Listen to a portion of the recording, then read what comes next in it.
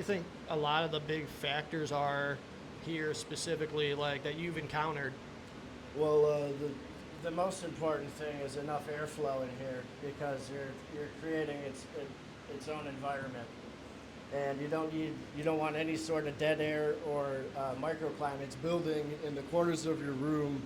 So that's why I have fans all over the place with box fans and Yeah, you the can hear them bigger- running around here as well, especially too. with the carbon filter too, to help suck out any sort of bad air that gets in here from opening the door. And then you have the CO2 tank as well in here that, Yeah, we run CO2 in here. We did it for the first time last grow, and we had unreal results, and we're pretty excited to do it again. just for a general basis for like home growers too, why should somebody incorporate CO2 into their grow?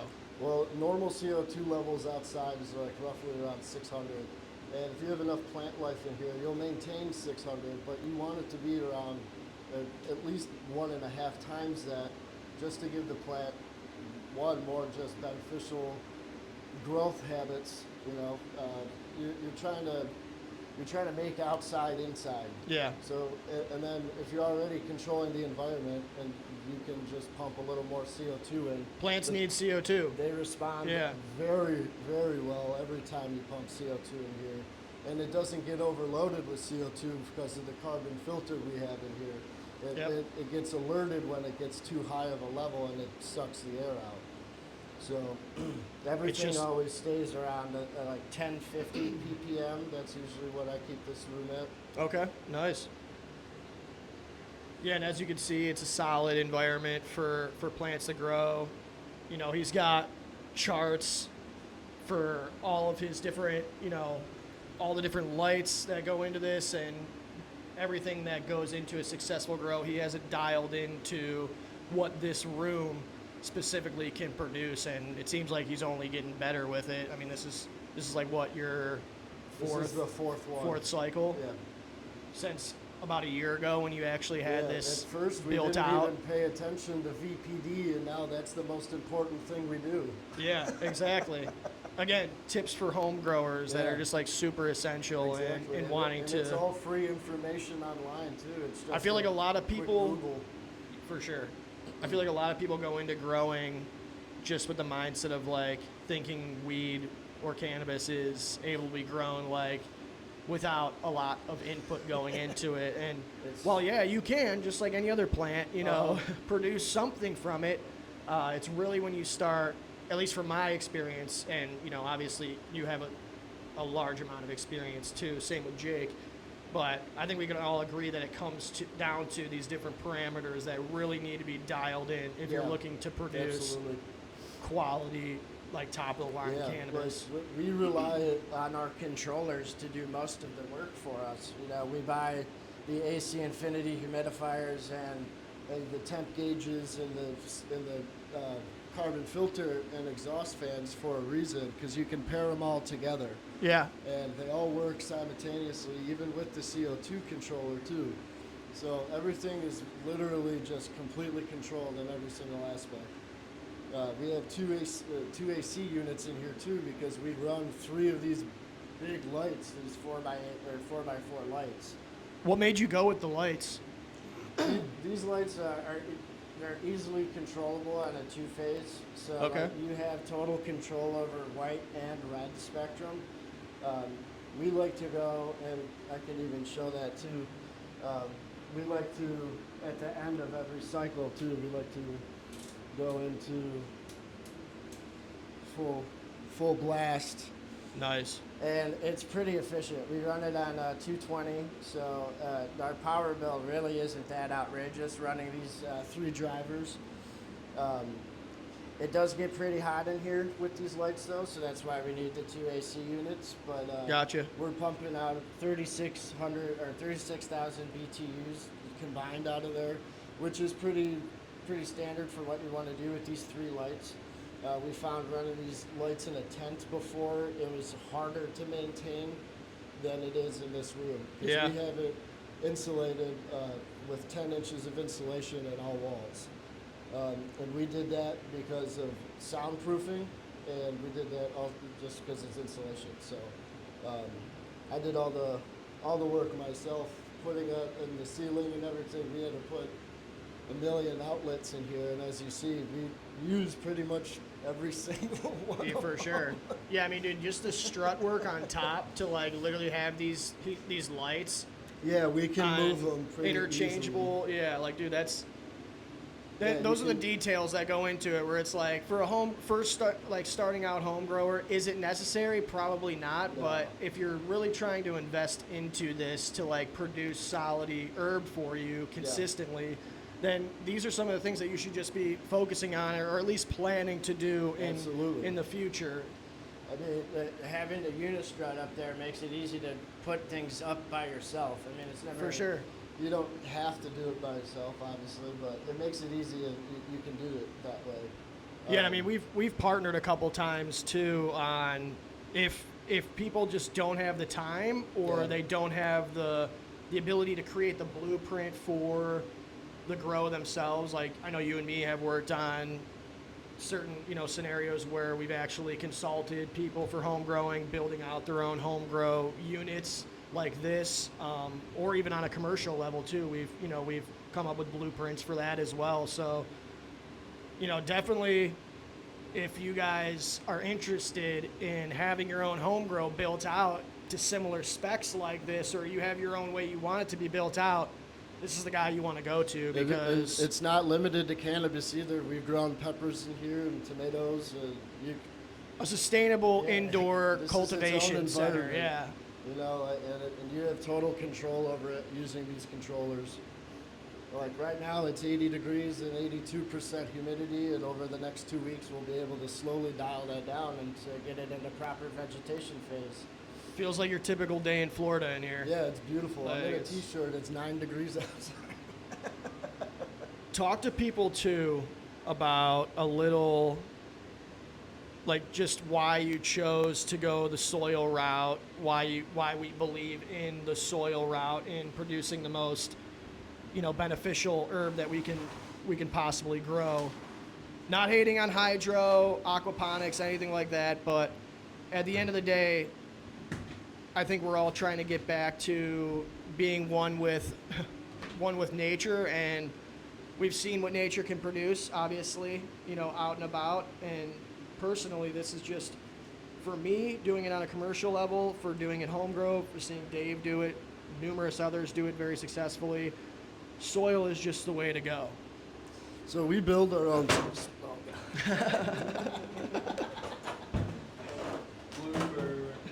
funny. Manny here? Emmanuel. What's up? You might want to take your hoodie off. Oh, he just came from outside though. Yeah. But we amend our own soil, and we reuse our own soil. Everything Has been the same since grow number one. We keep just churning it. We add a huge nutrient that we add is the funk nutrient, the biochar. That thing is essential for this living soil. Yeah, it's great for aerating the soil, keeping it. It actually helps with, retention of the moisture in the soil too, because that carbon in there just kind of as you holds can it. see, like I had this covered up under here for at least a full day, and it's still Yeah, get in here and check this out. very moist in here. It's been amended for over 2 weeks before I even put any sort of seed or anything into it. So as soon as it gets in there, it's already uptaking nutrient. Little perlite too, it looks like, for Yeah. aeration. it's a good I don't know, I'd say like 70-30 mix. Nice. With But with perlite. all soil, all tilth soil too, right? yes, Tilth soil right here, and we in also Cleveland. use Gaia Green. Yep, dry Gaia Green. amendments. I remember when we first started really dabbling and wanting to do our home grow and just move into cultivation, we were and still big fans of Mr. Canuck up in Oh yeah, up north. still am. Yeah. And I remember like we were doing our research, we saw when he was starting to implement the Gaia into his soil mixture, and I mean it's clear as day for us that we've seen a great result with using He that. made it easy. Yeah. You know, it's a pretty much like a 3-step amendment. And all you're good to natural go. too. It's Yeah. not like an artificial No amendment. It's just all. The only thing we add to our water is some bud honey and this fish emulsion. Yeah. That is it. We have I had to plumb in an RO filter, so I have a 2-step filter in here that takes out the sediment and all the heavy metals that come out of your city water. And Again, like, dude, this is just crazy that you were able to tap into the water system from the main line, come in through the wall. You have an RO running system perfectly to produce like Right into great the water for the reservoir. plants. Yeah, we got a 20-gallon reservoir just sitting right here. It's top notch. It's the way every home grow should be set up for success. Yeah, I agree.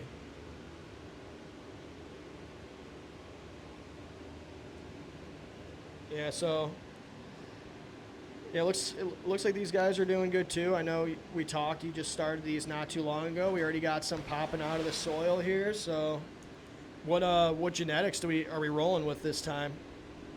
We got compound genetics. We're running the El Chivo, the goat.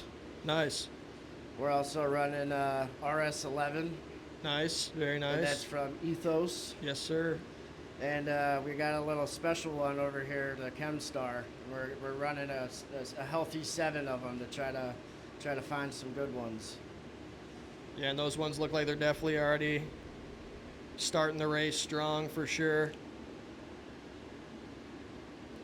Don't forget about these little guys over here that we were graciously gifted by Huntington Ridge Organics. Yeah, those are both Gelato 41. Alex over they're there, ready he's- to be transplanted and blow up. Yeah, definitely. They've been here for a while. I told Alex too, we've just been working on getting this dialed in again to run our cycle. But we're ready to rock and roll here. Might even turn one of those into a mother as well too, because I know how, especially his past run has been it was like his best producing one. So these seem like some pretty solid winners here. Yeah, I agree. I would like to mother one of these out too. I feel like they'd be a beautiful plant to do it too. But just a little bit of everything. Little knowledge, little information being thrown your guys' way on how to run, a pretty decent, small scale, but very effective indoor grow.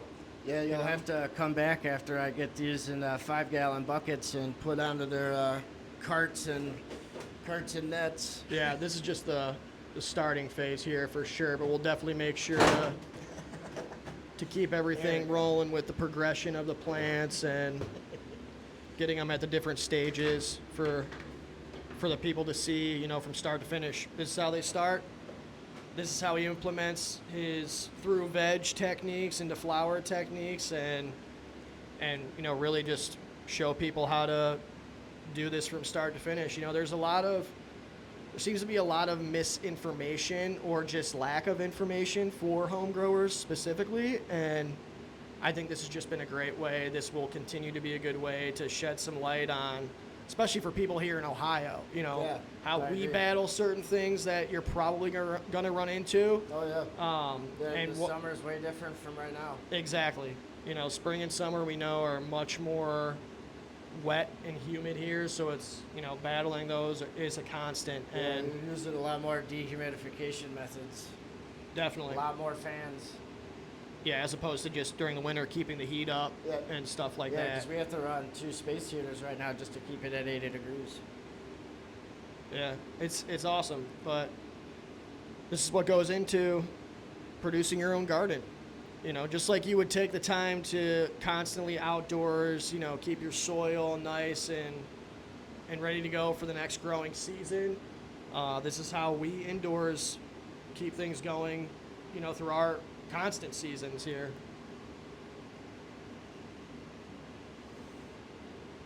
But it's been great. Jake, anything you want to add? Any questions you've been having loom?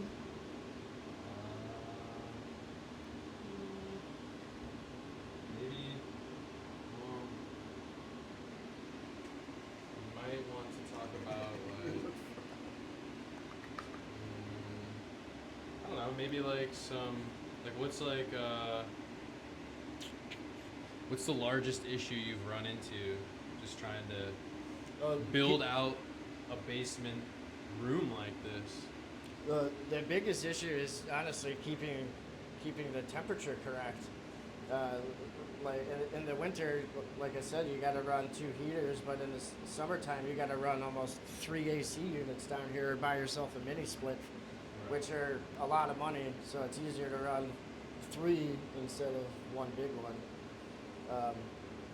But yeah, just keeping the temp down. It plays a lot into the controllers and the light intensity too right now.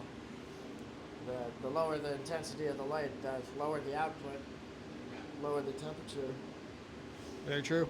And then when you go walk out the door, it's almost 40 degrees difference, if not more. It's 80 degrees in this room. It's 9 degrees outside. Yeah, it's a summer day in here for sure. Yeah, it is. It's very nice.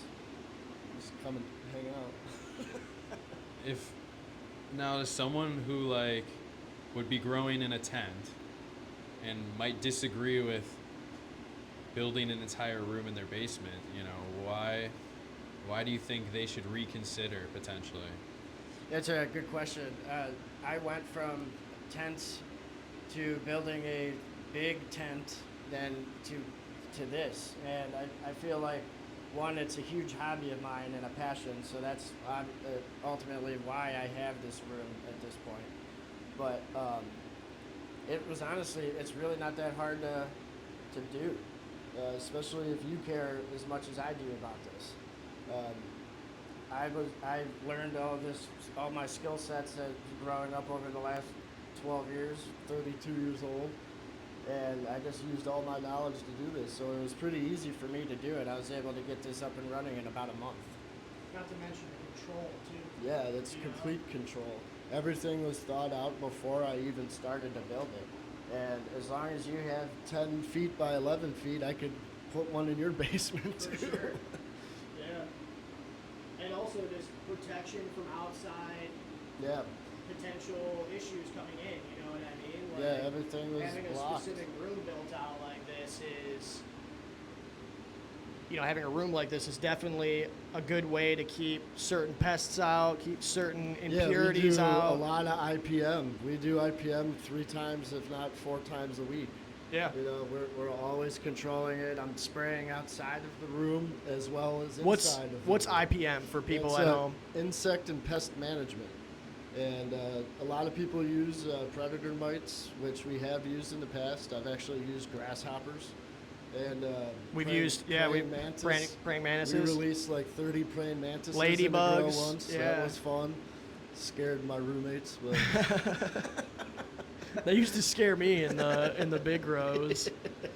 I remember when you'd come down, you'd see them, but now we found this this company called Lost Coast Plant Therapy, and we use it as a foliar spray and a root drench. So any form of gnat or aphid, it'll take care of it. And we Nice. make sure that the atomizer of our sprayer is almost like a fog, so it's easy for the plants to dry out. And I built these carts so I can pull them away from the light, so they dry without being penetrated by the light and potentially getting sunspots. Burn. Yep. And is that an all-natural amendment? Yeah, 100% all natural. It's a Okay. company out in California. Very nice. Very nice.